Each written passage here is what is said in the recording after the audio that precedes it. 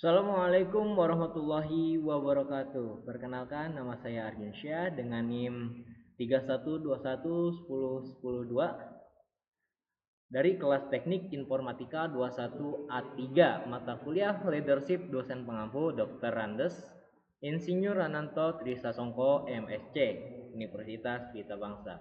Oke, pada kesempatan kali ini saya akan mempresentasikan atau menjelaskan studi kasus penerapan gaya kepemimpinan liberal di PT Teknologi Kreatif Indonesia. Nah, di sini ada latar belakang dari PT tersebut ya. Di sini nama PT-nya itu PT Teknologi Kreatif Indonesia ya. Jadi bergerak dalam bidang teknologi informasi dan digital kreatif. Perusahaan ini juga termasuk perusahaan menengah dengan 200 karyawan lah. Isinya menjadi pemimpin inovasi digital di Indonesia, menginspirasi dunia melalui solusi kreatif dan teknologi mutakhir. Dan untuk misinya sendiri, jadi menciptakan produk dan layanan digital yang membuat cara hidup dan bekerja, meningkatkan kualitas hidup melalui teknologi yang user friendly, inovatif, mengembangkan talenta terbaik di bidang teknologi dan kreatif, membangun budaya kerja yang inklusif, kolaboratif, dan inovatif. Nilai-nilainya itu ada inovasi, kolaborasi, inklusivitas, keberlanjutan, dan keunggulan. Oke, lanjut. Di sini ada masalah atau tantangan yang dihadapi si PT ini ya. Di sini ada kreativitas yang terbatas. Jadi struktur hierarki yang kaku dan gaya kepemimpinan yang otoriter sebelumnya telah menghambat karyawan untuk berinovasi dan menyampaikan ide-ide baru gitu. Yang kedua, di sini masalah yang dihadapinya itu ada kolaborasi antar tim yang sangat lemah gitu. Jadi karyawan yang merasa terisolasi dalam silo departemen masing-masing yang mengurangi kolaborasi lintas fungsi dan mempengaruhi kualitas produk dan layanan. Dan yang ketiga, di sini ada motivasi dan kepuasan kerja yang rendah. Jadi karyawan merasa kurang dihargai dengan tidak memiliki kebebasan untuk mengambil inisiatif yang berdampak negatif pada motivasi dan kepuasan kerja mereka. Gitu. Oke, di sini ada analisis gaya kepemimpinan. Kita identifikasi nih pemimpin dalam organisasi ya. Di sini ada pemimpin namanya Dr. Ananta Wirya ya. Peran dan pengaruh beliau ini sebagai CEO PT Teknologi Kreatif Indonesia memainkan peran penting dalam merombak budaya organisasi. Beliau dikenal sebagai pemimpin yang visioner dan terbuka terhadap perubahan yang berkomitmen untuk mendorong inovasi dan kreativitas di seluruh organisasi. Di sini ada komponen utama dari gaya kepemimpinan liberal ya.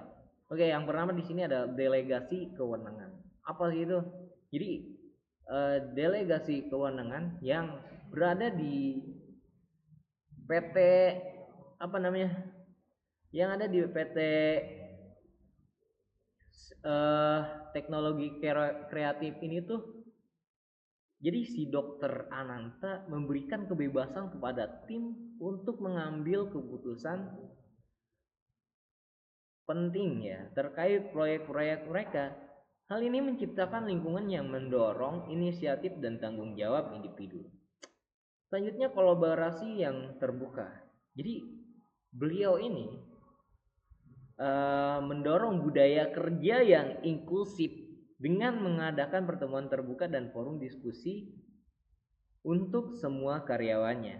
Jadi karyawan dari berbagai departemen dapat berkolaborasi dan berbagi ide tanpa hambatan hierarki. Di sini ada inisiatif karyawan. Jadi karyawan didorong untuk mengambil inisiatif dan mengajukan ide-ide inovatif tanpa takut ada penolakan. Jadi kita bebas berpendapat, ide-ide tersebut tuh kemudian dievaluasi dan dikembangkan bersama oleh tim dari PT tersebut, walaupun kita beda jenjang, misal jabatan, beda jabatan, kita bebas berpendapat.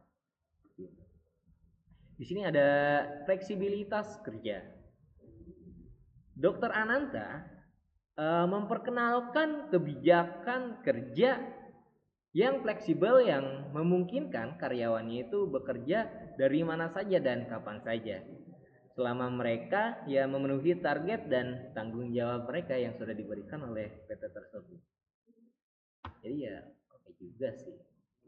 Di sini ada dampak gaya kepemimpinan liberal ya. Ini merupakan perubahan yang dampak positif ya. Di sini ada peningkatan kreativitas.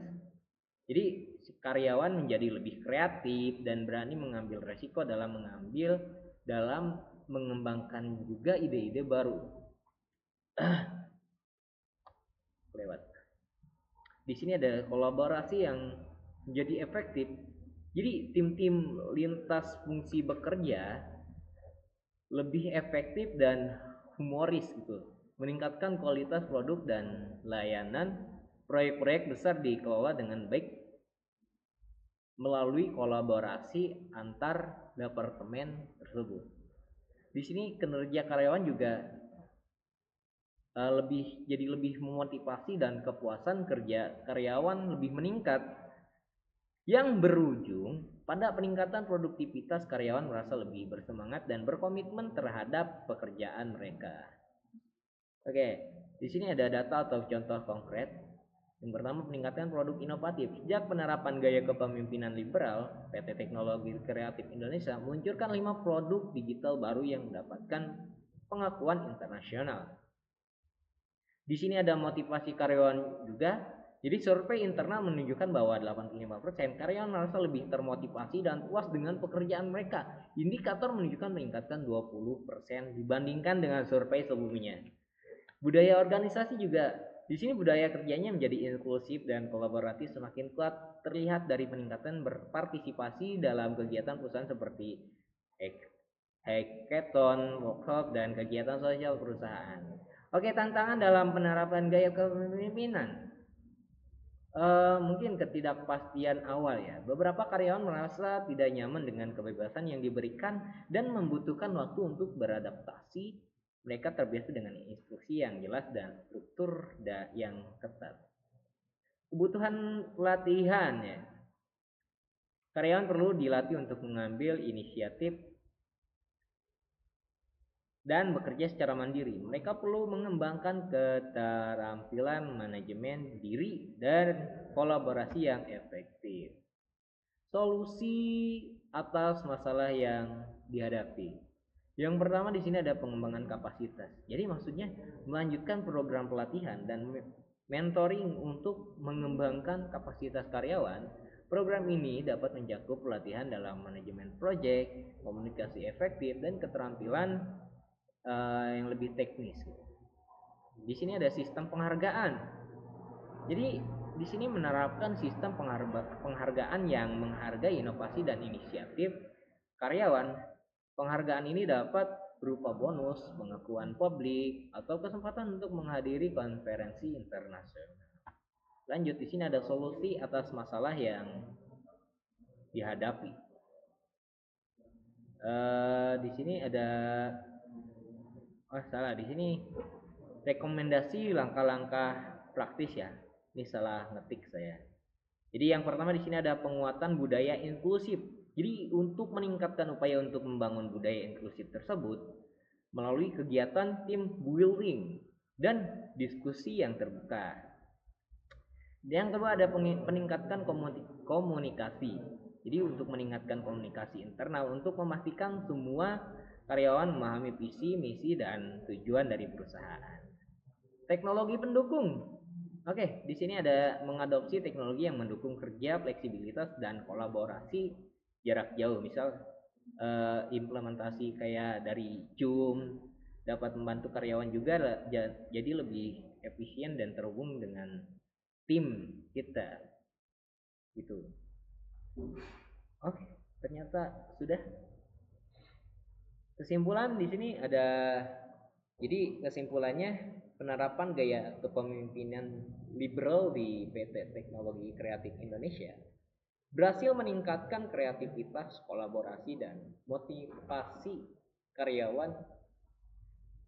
Dr. Ananta Wirya sebagai pemimpin utama memfasilitasi delegasi kewenangan, kolaborasi terbuka, inisiatif karyawan, dan fleksibilitas kerja yang berujung pada peningkatan kinerja perusahaan.